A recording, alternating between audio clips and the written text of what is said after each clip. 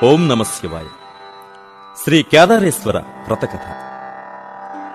భక్త మహాశైలారా, నైమిషారణ్యంలో సూత మహర్షి శౌనకాది మునులకు ఈ విధంగా చెప్తున్నారు. ఓ మునివర్యులారా, ఇంతవరకు నేను అనేక పురాణాల్ని, లోక కళ్యాణకారకమైన అనేక వ్రత మహత్యాల్ని, వ్రత విధానాల్ని మీకు చెప్పి ఉన్నాను.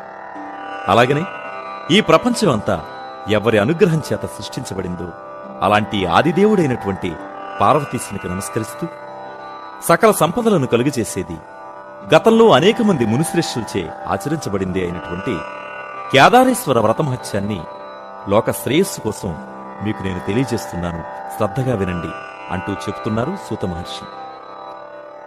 భూలోకంలో ఈశాన్య దిశలో కైలాసం అనే పర్వతం ఉంటుంది. ఆ పర్వతం ఎంత మనోహరంగా ఉంటుంది అంటే